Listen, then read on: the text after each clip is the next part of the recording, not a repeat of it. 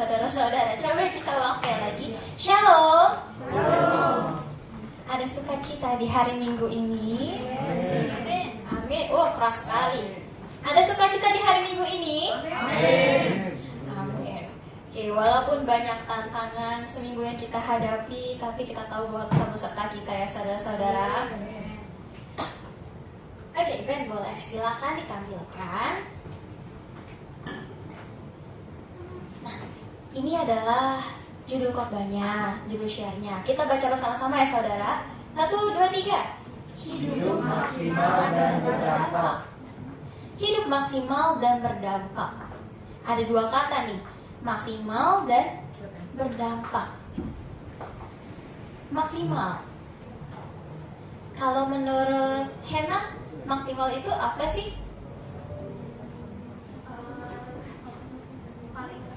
Effort yang paling kayak effort yang diberikan maksimal kayak paling banyak gitu. Penuh, paling banyak penuh gitu ya. Oke. Lalu kalau berdampak, menurut Eca, berdampak itu apa? Habis nyanyi. Ya itu orang ikut nyanyi semua. Apa ya? Orang ikut nyanyi semua. Ya, kok susah ya coba. Memberikan pengaruh lah pada orang. Ya orang juga bisa mengikuti apa yang kita lakukan. Hal baik ya. Hal baik. Jadi berdampak adalah memberikan pengaruh kepada orang supaya bisa mengikuti apa yang hal baik yang kita lakukan. Maminya deh. Ayah mau juga memberikan jawaban? Boleh ayah? Mama dulu baru ayah. Ayah dan next berarti ya. Mana Coba Mama? Ben, boleh next? Nah, ini adalah berdasarkan Kamus Besar Bahasa Indonesia. Jadi, kalau di dalam Kamus Besar Bahasa Indonesia, maksimal itu artinya sebanyak-banyaknya, setinggi-tingginya, atau tertinggi. Jadi, kalau dalam bahasa sederhana adalah yang paling yang bisa kita lakukan, sepenuh-penuhnya, dalam segala aspek. Misalkan sekarang, apa yang dipercayakan oleh Tuhan kepada kita? Pekerjaan kah? Pendidikan kah? Keluarga kah? Pertemanan? Komunitas?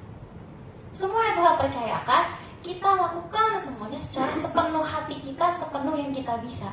Dan ini adalah maksimal yang dimaksudkan dalam Kamus Besar Bahasa Indonesia.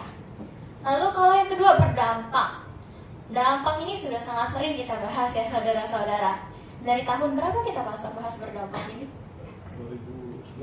2011 sampai sekarang 2024. Ya, yang bagus matematika 2024 kurang 2011 berapa? Lebih dari 10. Lebih dari 10, betul Pastor. 13 tahun saudara-saudara. Banyak sekali, sudah lama sekali. Nah, berdampak ini kan kita sudah sering dengar ya. Artinya adalah ya kita bisa memberikan pengaruh. Tapi ada kata yang menarik gitu waktu saya search lagi, cari lagi di Kamus Besar Bahasa Indonesia. Artinya adalah mempunyai pengaruh yang kuat. Pengaruh yang kuat mendatangkan akibat tertentu. Jadi ketika kita mengatakan berdampak, pengaruhnya itu bukan pengaruh yang asal-asalan, tapi pengaruhnya itu pengaruh yang kuat. Lalu apa sih kaitannya dengan maksimal dan berdampak? Kita akan bahas berikutnya. Next dulu boleh Ben? Nah, ini tuh ada salah satu tokoh yang ada di Hakim-Hakim 3:31. Ben, tampilkan dulu ya.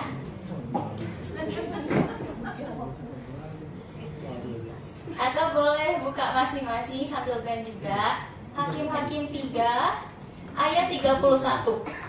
Ini tokoh yang sangat sedikit.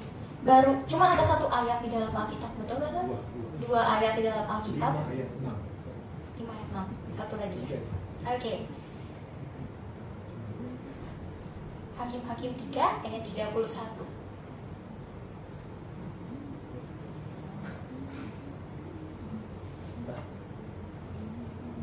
Oke, Ben. Slow, slow.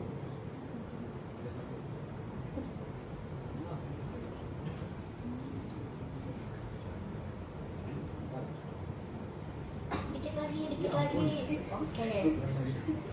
Nah, ini adalah salah satu bagian dari bersabar ya saudara-saudara. Akhirnya yang di belakang bisa terbaca? Bisa. Kalau kurang besar kita minta besarkan lagi maksudnya. Bisa ya? Oke, kalau gitu kita mau baca bersama-sama. 1, 2, 3.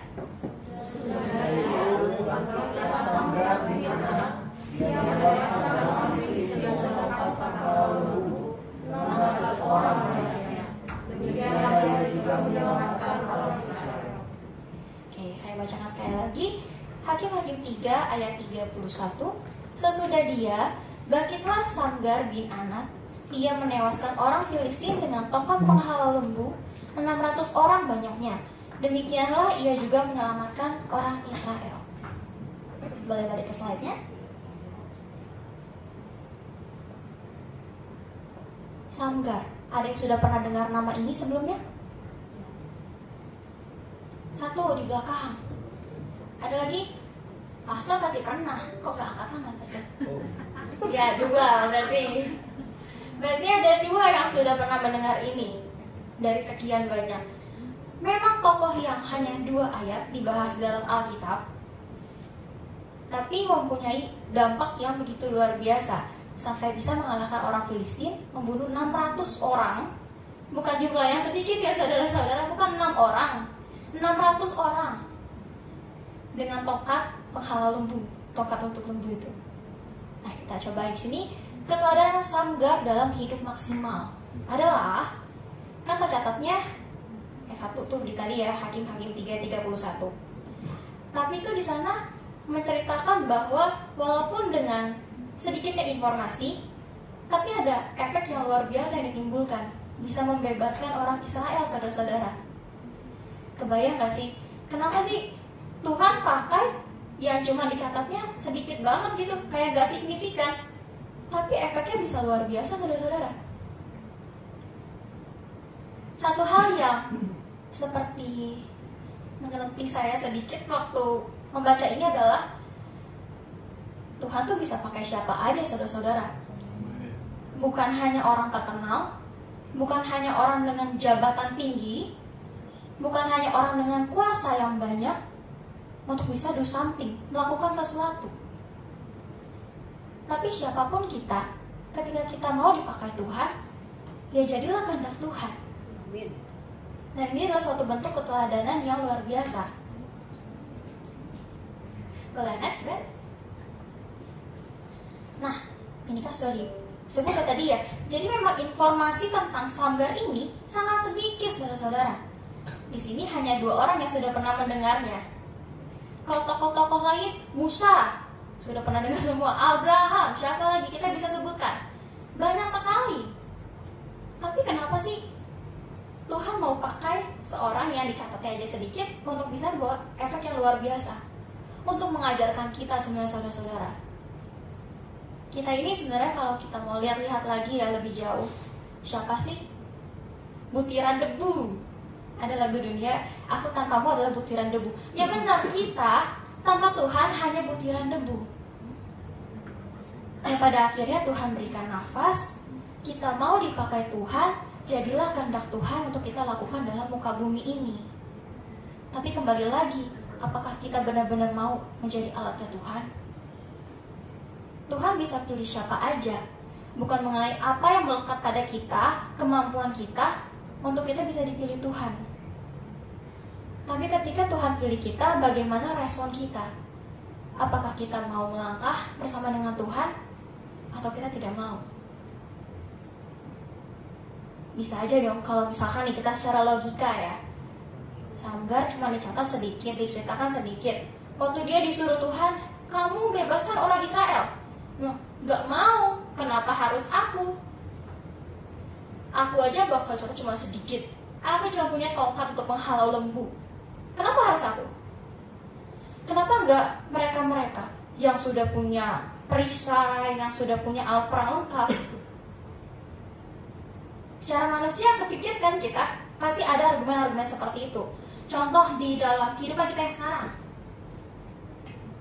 Ketika kita misalkan diminta untuk berdampak. Apa ya contohnya yang paling sederhana adalah memberitakan firman dalam kehidupan kita sehari-hari. Terus kita bisa bilang, aku kan gak signifikan di lingkungan aku ini seorang pendiam. Kenapa harus aku? Saya ini seorang pendiam. Kenapa harus saya yang memberitakan firman? Pastor, kenapa harus saya gitu? Kita masih banyak juga, misalkan yang lain. Kenapa harus saya? Saya ini lingkungannya hanya di sekitar sekolah aja. Saya ini lingkungannya hanya di kantor kecil saja. Kenapa harus saya? Ya jawabannya satu, karena Tuhan mau. Lalu siapa kita yang mau, yang berani dan berhak menolak Tuhan? Jadi ketika Tuhan percayakan apapun itu pada kita sekarang, ya lakukan. Kita belajar dari teladan yang diberikan oleh Sanggar ini. Walaupun sangat terbatas, walaupun kita mungkin seolah tidak signifikan terlihatnya di dalam lingkungan, tapi dalam kondisi apapun, mari kita lakukan apa yang Tuhan mau, saudara-saudara. Apapun yang Tuhan percayakan saat ini bukan kebetulan, tapi pasti ada tujuan dan maksud yang Tuhan mau sampaikan melalui kita untuk sekeliling kita. Next. Dan ini ada berkaitan juga dengan background dari si Sanggar ini. Tadi kan di ayat itu hanya dibahas mengenai bapaknya Sanggar itu anak. Sudah, setelah itu tidak ada informasi apapun lagi mengenai keluarganya. Silsilahnya, latar belakangnya tidak ada. Lalu hal apa sih yang bisa kita pelajari, yang kita bisa ambil? Tidak peduli saudara-saudara mau latar belakang kita seperti apapun, ketika kita mau berjalan bersama Tuhan, maju melakukan kehendak Tuhan, Tuhan yang mampukan saudara-saudara. Kita nggak akan pernah bisa milih kita mau dilahirkan di keluarga seperti apa. Kita tidak pernah bisa memilih kita mau dilahirkan dalam keluarga yang memiliki status ekonomi, status sosial seperti apa. Tidak akan pernah bisa. Tapi kita bisa memilih respon kita menghadapi itu ke depannya seperti apa. Dan itu adalah bagiannya kita. Jadi bukan alasan seperti misalkan saya ini dari keluarga yang broken home, saya nggak bisa melayani Tuhan, saya nggak bisa menjadi berkat. Loh, kenapa? Itu bagian yang kita tidak akan pernah bisa pilih. Tapi apa yang kita bisa pilih? Walaupun saya memiliki latar belakang seperti ini, saya mau untuk bisa menjadi dampak bagi lingkungan saya. Saya mau untuk bisa menjadi berkat dengan apa yang saya punya. Biarkan itu bisa menjadi teladan, bisa menjadi suatu contoh bahwa suatu hal yang tidak bisa kita ubah bukan berarti menjadi penentu untuk kedepannya harus seperti apa. Tapi ada hal yang kita bisa lakukan. Kalau kita sekarang merasa masa lalu kita adalah masa lalu yang wah bobrok banget, masa lalu yang suram sekali, jangan berhenti saudara-saudara. Jangan pernah merasa gagal, jangan pernah merasa sudah tidak ada harapan lagi. Karena kalau kita bersama dengan Tuhan, semua itu bukan menjadi suatu masalah. Tuhan bisa pakai apapun.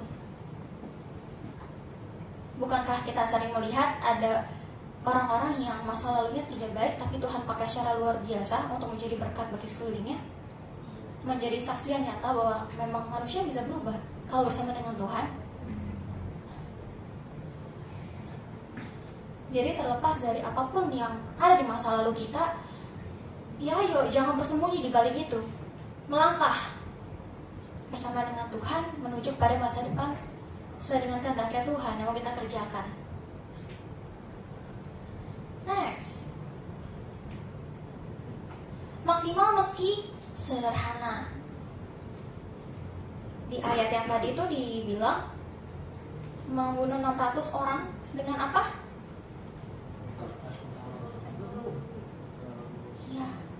Dengan tongkat menghalau lembu, bukan dengan senjata.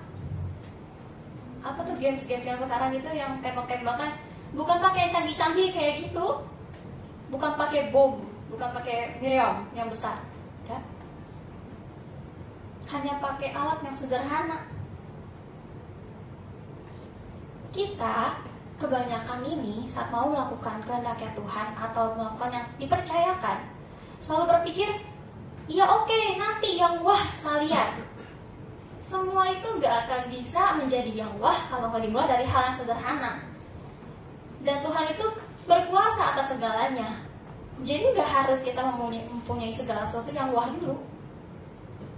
Segala sesuatu yang sederhana yang Tuhan percayakan pada kita bisa menjadi sesuatu yang luar biasa di tangannya Tuhan. Jadi gak ada lagi excuse, gak ada lagi apa excuse bahasa Indonesianya? Alasan. Gak ada alasan untuk kita merasa gak bisa, untuk kita merasa gak cukup. Kurang sederhana apa sih tongkat lembu itu dibandingkan dengan pedang, dibandingkan dengan perisai untuk pertahanan diri, dibandingkan dengan bom, apapun itu, senjata-senjata lainnya. Tapi Tuhan pakai juga.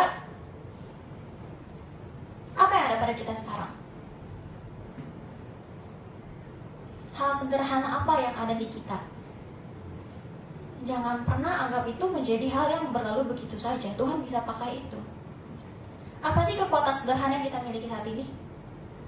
Mungkin contoh Kak Yustar dengan senyumannya yang sangat ramah, itu juga bisa menjadi senjata saudara-saudara untuk mengalahkan musuh-musuh. Contoh lagi asyik, orang sudah bad mood nih mau masuk kan, terus Kak Yustar senyumin, "Shalom, selamat sore." Ada sukacita dan itu mengalahkan musuh. Amin saudara-saudara. Nah, senyum dulu coba ke kanan kirinya.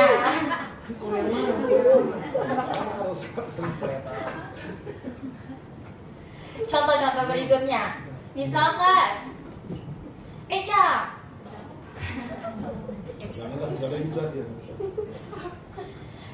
Menurut Yuda, kekuatan Eca apa?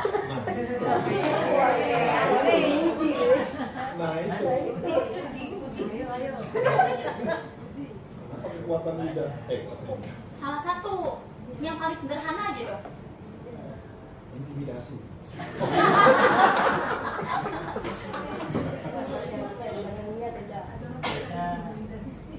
Eca bisa memotivasi. Oke. Eca, lolos Eca? Lolos? Ayah sih itu masih. Oh ya, oke, udah hati-hati udah. Belum. Oke.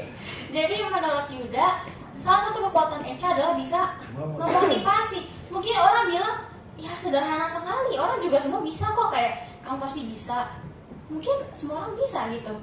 Tapi kekuatan sederhana yang Eca punya bisa memiliki pengaruh yang luar biasa kepada Yuda dan kepada sekitarnya.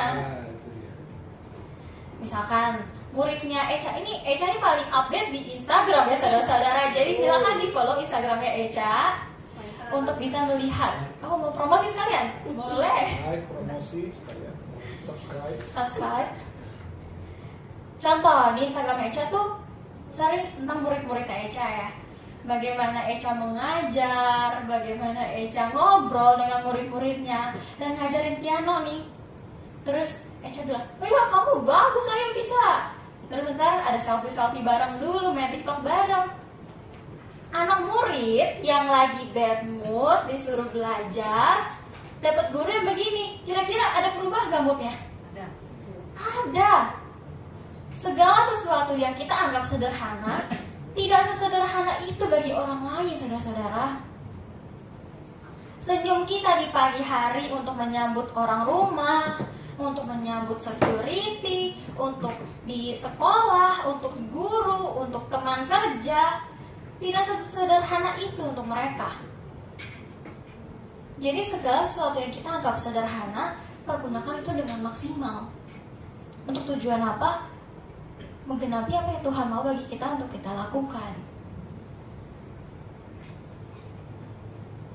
Kalau ada di sini yang masih merasa saya nggak punya kelebihan, saya nggak punya kekuatan apapun, mari kita bertobat bersama-sama saudara. Karena kita sama saja merendahkan Tuhan kalau kita berkata seperti itu. Tuhan yang menciptakan kita, bisa-bisanya kita bilang ciptaannya Tuhan itu tidak bagus, tidak ada kelebihan, tidak ada kekuatan. Mari kita bertobat. Karena Tuhan ciptakan kita tuh dengan maksimal, dengan tujuan. Jadi segala ada pada diri kita itu ada tujuannya. termasuk setiap kekuatan-kekuatan yang Tuhan percayakan. Next, lalu Sanggar ini kan tadi dibilang pakai tongkat penghalau lembu kan. Berarti profesinya apa saudara? Seorang gembala lembu, bukan seorang prajurit. Tapi Tuhan pakai seorang gembala lembu ini saudara untuk bisa melakukan hal besar. Apa sih kita sekarang profesi kita? Seorang pelajar, ibu rumah tangga, guru, pekerja kantor. Hal-hal yang kita anggap kayak ya udah itu biasa aja. Tapi Tuhan bisa pakai itu saudara-saudara. Tidak perlu menjadi CEO, kepala sekolah, tidak perlu untuk bisa menjadi misionaris keliling dunia. Untuk kita bisa mau menggunakan apa yang Tuhan mau kita gunakan gitu, kita percayakan. Jadi gak harus menjadi profesi yang luar biasa, yang wow, untuk bisa melakukan sesuatu yang wow. Ya coba kita bayangkan aja, semua orang maunya jadi direktur dulu, mau jadi CEO dulu, mau jadi kepala sekolah dulu, mau jadi misionaris dulu, baru melakukan kehendak Tuhan, baru mau dipakai Tuhan. Kapan jalannya kita saudara-saudara? Mari kita mulai semuanya tuh dari apa yang ada di kita sekarang. Di dalam posisi apapun itu, profesi apapun itu, kondisi, keadaan apapun itu, mari kita lakukan. Jalan dari sekarang. Jangan menunggu nanti aja kalau aku sudah, nanti aja kalau aku sudah ini, kalau aku sudah itu. Semua mulai dari sekarang. Kalau nanti-nanti memang kita tahu kapan sih sampai Tuhan memanggil kita? Tidak kan? Jadi kapan mulainya? Sekarang. Tidak peduli mau apapun kondisi kita, karena bukan itu penentunya. Tuhan bisa pakai siapapun dan apapun juga. Untuk ibu-ibu rumah tangga juga sekalian. Bukan berarti ya kan hanya mengurus rumah, mengurus anak, mengurus suami, sudah. Nah, itu pekerjaannya besar, saudara-saudara, tanggung jawabnya. Betul ibu-ibu? Ya, betul.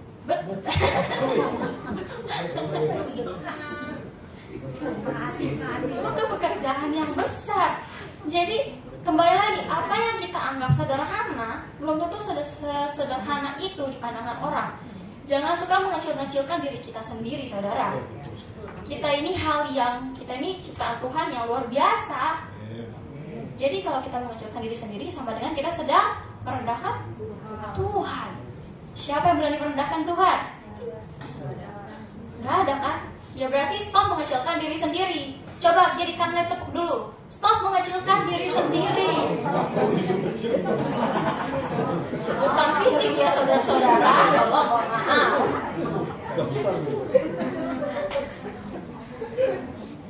Ya, jadi Tuhan bisa pakai kita dengan kondisi kita seperti apapun itu. Jangan pernah menganggap diri kita kecil, menganggap diri kita sepele. Karena Tuhan yang menciptakan kita adalah Tuhan yang besar. Next. Yang ketiga, maksimal meski minim fasilitas. Nah, ini mungkin kebanyakan anak-anak muda ya, kayak, ayo kamu pelayanan. Ya tunggu deh, contoh saya penari ya. Jadi mungkin lebih relate kalau saya kasih contoh sebagai penari. Contoh misalkan, ayo kamu nari pelayanan di ibadah ini. Otaknya dia langsung, ya memang ada kostumnya disediakan, memang alatnya lengkap, memang ada tamborinnya, ada pitanya, ada kipasnya, ada flagnya. Langsung ke situ, minim. Fasilitas apa yang ada, fasilitas apa yang ada. Dan kita secara manusia pasti seperti itu. Contoh lain, ayo kita pergi misi. Memang transportnya gimana? Nanti di sana makannya gimana? Langsung pikir semua fasilitas aja. Manusiawi. Tapi kembali lagi kita hidup harus menyangkal daging kita ini. Jadi sekalipun memang minim fasilitas yang kita lihat, kalau bersama dengan Tuhan maju. Kenapa? Kalau Tuhan yang suruh, masa Tuhan yang tinggalin sih? Pasti Tuhan yang perlengkapi. Sedikit amin ya. Pasti Tuhan yang perlengkapi. Amin. Hal yang sulit memang ini ya saudara-saudara, mempercayakan sesuatu kepada tangan Tuhan. Ya, kita memang manusia nih kadang sukanya ngatur-ngatur hidup sendiri ya. Kayak ini yang terbaik, pokoknya maunya harus ada seperti ini. Ya belum tentu yang terbaik buat kita. Tapi kalau Tuhan yang sudah siapkan pasti ya terbaik. Kembali lagi sama sebenarnya seperti yang tadi, nggak harus sesuatu yang wah, nggak harus semuanya sudah siap ada, fasilitasnya banyak baru kita mau jalan. Tapi jalanlah bersama dengan Tuhan, karena Tuhan yang akan persiapkan semuanya. Kalau misalkan nih si Samgar bilang, nggak mau Tuhan, ya orang aku cuma punya tongkat lembu aja, gimana ngalahin 600 orang Filistin itu? Logikanya sih benar ya saudara-saudara. Orang Filistin kan logikanya nih tinggi, besar, terus mereka punya perlengkapan yang sangat lengkap. Samgar pakai tongkat lembu, masuk di otak gak sih? Masuk di akal gak sih? Gak. Ya tapi yang gak masuk di akal kita, kadang memang itu yang Tuhan persiapkan. Supaya apa? Supaya benar-benar Tuhan yang dipermuliakan, bukan kita. Kita ini suka mengambil kredit dari apa yang kita lakukan, dan itu manusiawi. Wajar. Saat kita melakukan sesuatu, kita maunya kita yang dikenal. Misalkan kita pelayanan, kembali lagi saya penari, saya nari nih. Kredit apa sih ya? Wah, narinya kompak sama timnya, seneng. Terus kreditnya, iya kan aku udah latihan, aku lagi. Dan itu manusiawi, tapi di sini adalah bukan kita tuh yang harus dimegahkan, tapi semuanya kembali kepada Tuhan. Harusnya kredit itu punyanya Tuhan, saudara-saudara. Jadi kenapa sih Tuhan juga izinkan untuk kita mengalami hal-hal yang mungkin harus menjadi sesuatu yang sederhana, minim fasilitas, tapi jalan dengan kehendaknya Tuhan. Supaya apa? Supaya kita gak bisa lagi bilang ini karena aku, ini karena Tuhan. Kalau tadi misalkan Samgar justru diperlengkapi dengan alat perang yang begitu luar biasa, punya prajurit yang sangat banyak. Ketika mengalahkan 600 orang Filistin, bisa gak sih terbesit kayak yang ini karena aku yang hebat? Sangat bisa. Tapi kalau seperti ini, apakah bisa bilang pakai tongkat lembu, aku yang hebat? Lucu ya malah kalau kayak gitu, berani bilang. Karena kalau kita mau lihat, ya pasti kalah, gak bisa. Tapi karena bersama dengan Tuhan, bisa. Jadi ini ada dua sisi ekstrim sebenarnya saudara-saudara. Yang satu, Tuhan bisa aja, kalau kita tidak meresponi dengan benar, Tuhan bisa kok sengaja buat kita ya udah memang benar-benar tidak bisa berpegang pada apapun lagi selain kepada Tuhan. Dan itu tidak enak. Ada yang sudah pernah mengalaminya di sini. Kayak tadinya kita merasa punya pegangan, aku masih punya ini, masih punya itu, ini itu banyak, aku aman, oke, aku mau jalan mengikuti kehendaknya Tuhan.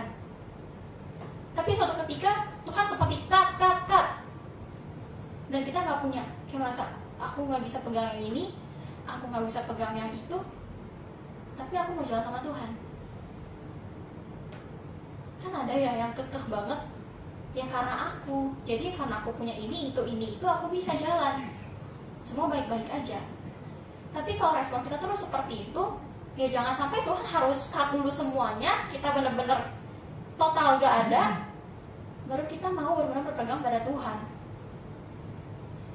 Lalu sisi ekstrim satunya lagi adalah ketika Tuhan memang benar-benar persiapkan semuanya dengan banyak fasilitas, jangan juga mengambil kredit itu.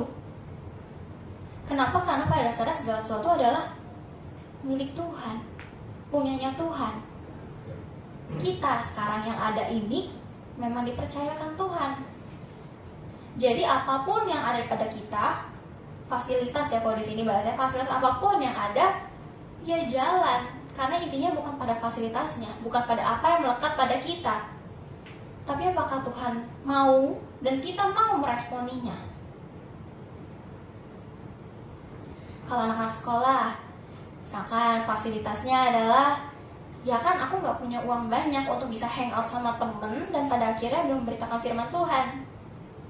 Yang gak harus punya uang banyak untuk hangout, waktu istirahat bisa ngobrol kan, bisa memberitakan firman kan. Jadi apapun yang ada, jalan. Karena Tuhan kok yang siapkan. Next. Ini tuh seperti lagu yang tadi ya, yang kita sudah nyanyikan. Kita tuh hanya, Tuhan mempersiapkan kita pada akhirnya untuk bisa mengandalkan Tuhan saja.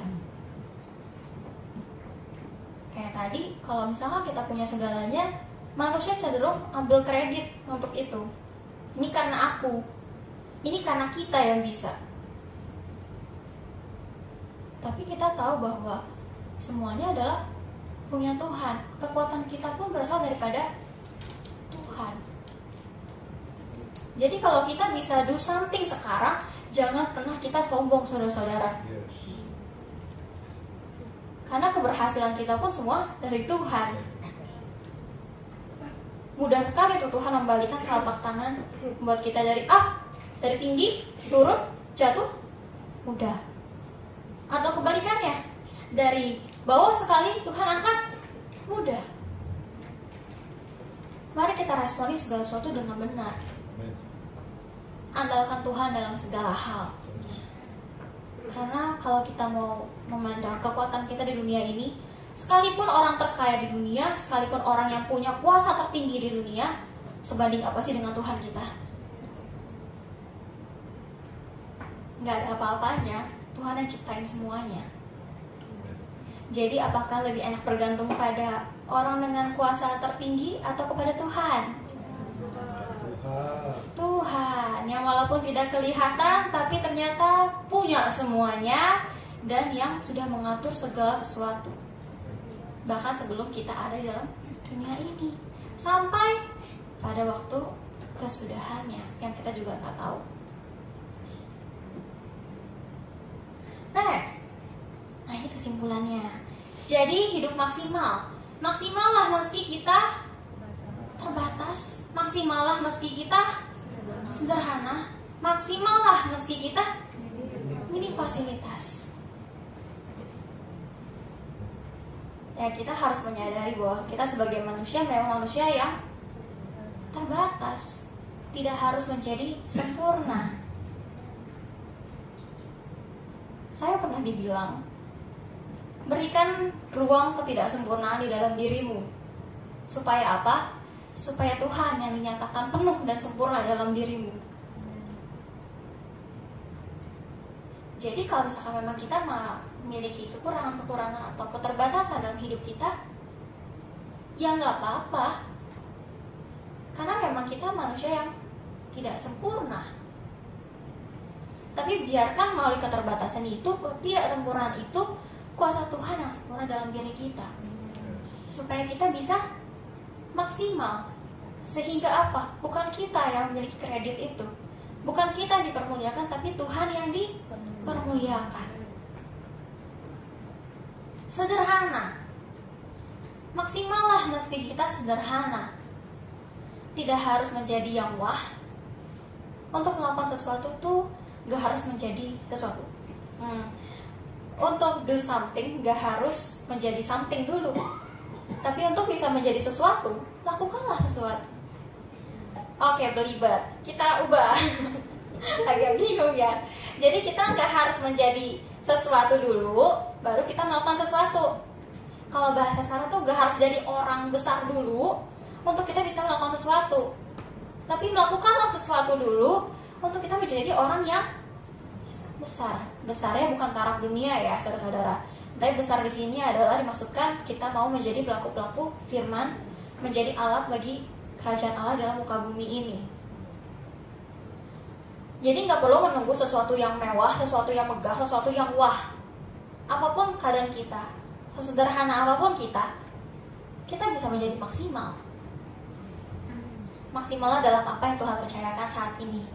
Karena hal sederhana yang mungkin kita rasa kecil banget di diri kita, belum tentu sesederhana itu bagi orang lain. Kekuatan sederhana yang kita miliki bisa menjadi berkat luar biasa bagi orang lain. Jadi jangan pernah mengecilkan diri kita. Dan yang ketiga, maksimallah meski kita minim fasilitas. Gak harus kita diperlengkapi semuanya dulu di depan mata kita baru kita jalan, karena gak akan jalan-jalan kalau seperti itu. Tapi apa yang ada pada kita, selama kita mau berjalan dengan Tuhan, pasti Tuhan yang lengkapi. Jadi maksimallah dengan apapun yang ada pada kita sekarang. Jangan keseringan kita menuntut, Tuhan aku maunya disiapkan A, B, C sampai Z dulu. Tapi ketika kita berjalan, Tuhan akan siapkan semua yang kita butuhkan, yang kita perlukan, bukan yang kita mau. Karena yang kita mau kadang memang bukan yang kita butuhkan. Ini pasti sering terjadi sih. Aku mau beli baju, tapi aku sebenarnya tidak butuh karena aku punya selemari di rumah. Nah itu naturalnya manusia. Bapak kita itu kan bapak yang paling tahu ya, paling mengenal kita. Orang tua di sini pasti sudah sangat paham bagaimana nge-treat anak-anaknya yang sering kali mau banyak hal padahal belum tentu itu yang dibutuhkan. Betul saudara-saudara? Benar. Amin, benar. Ada seruan-seruan tersembunyi nampaknya ini. Bapak kita di dunia, orang tua kita di dunia aja seperti itu mengenalnya. Terlebih Bapak kita yang dari surga. Apa sih yang gak Tuhan siapkan kalau memang kita butuhkan itu? Pasti Tuhan siapkan. Jadi jangan pernah takut. Tuhan kita bukan Tuhan yang jahat. Gak akan pernah ditinggalin kok. Jadi jalan aja. Kalaupun kita merasa sekarang kayaknya gak bisa deh, gak cukup ini semuanya, ya kita pakai iman kita gitu ke Tuhan. Kalau emang kehendak Tuhan yang mau kita kerjakan, Tuhan yang mampukan, Tuhan yang cukupkan. Dan pegangan kita itu pegangannya Tuhan gitu loh, yang punya semuanya. Apa sih yang perlu kita takuti? Hal yang mudah diucapkan namun sulit untuk dilakukan. Ya tapi mari kita sama-sama belajar untuk bisa memiliki iman itu ya saudara-saudara. Maksimal dan berdampak. Seperti yang tadi, maksimal itu apa? Yang sepenuhnya gitu. Jadi kita tidak punya alasan sebenarnya untuk hidupnya tidak maksimal. Karena segala sesuatu sudah Tuhan siapkan. Hanya kita perlu mengubah pola pikir kita, maksimalnya itu apa. Bukan berarti sesuatu yang wah, bukan berarti sesuatu yang sudah perfect, sempurna, tidak. Tapi apa yang ada pada kita sekarang, hiduplah dengan maksimal. Semua yang dipercayakan, maksimalkanlah semua itu. Jangan mau ada di standar dunia yang baik-baik saja gitu. Tapi baik itu kan belum tentu benar ya. Mari kita naikkan standar kita kepada standar kebenaran, bukan kebaikan dunia, tapi kebenaran firman Tuhan. Itulah standar maksimalnya kita. Lalu bagaimana cara kita untuk bisa hidup maksimal? Ayat juga ini yang sudah sangat sering disampaikan dan sudah sangat sering kita dengar. Kolose 3 ayat 23. Ada yang hafal? Yang hafal dapat hadiah dari pastor.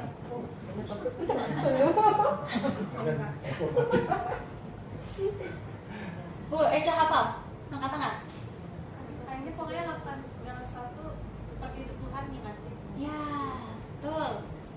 Lakukanlah segala sesuatu seperti untuk Tuhan, bukan untuk manusia. Kenapa? Kalau kita melakukannya untuk manusia, nggak akan bisa. Kenapa? Karena semua manusia mengecewakan. Jadi kalau kita mau hidup maksimal untuk manusia, ya nggak bisa, udah kecewa duluan. Dan kalau udah kecewa, naturnya manusia adalah nggak akan mau lagi. Betul, hilang. Aku tidak dihormati. Aku sudah buat ini, tapi aku tidak dihargai. Mengecewakan memang. Kita nggak bisa mengontrol manusia, tapi kita punya pegangan yang pasti, yaitu Tuhan. Makanya lakukanlah segala sesuatu seperti untuk Tuhan, bukan untuk manusia. Itu adalah standar tertinggi yang bisa kita ambil gitu. Untuk Tuhan, bukan untuk manusia. Jadi sekalipun manusia mengecewakan, kita tetap akan bisa bangkit lagi, karena kita tahu tujuannya bukan untuk manusia, tapi untuk Tuhan. Dan kita harus melakukan ini benar-benar secara konsisten. Karena kalau kita hanya lakukan ini sesekali, ya gak bisa maksimal, saudara-saudara. Seorang atlet itu mereka butuh latihan yang konsisten kan untuk bisa jadi. Mungkin Pak Teguh tahu di sini sebagai atlet pelatih bola ya Pak. Kalau kita latihannya males-malesan, seminggu cuma 1 kali, bisa nggak Pak? Nggak bisa. Gak bisa. Bisa. Kalau sebulan ada 30 hari, latihannya cuma 10 hari, bisa nggak Pak? Gak bisa. Udah banyak padahal itu, lebih dari seminggu sekali. Atau setiap hari tapi latihannya 30 menit, bisa nggak Pak? Kurang. Gak bisa. Harus konsisten.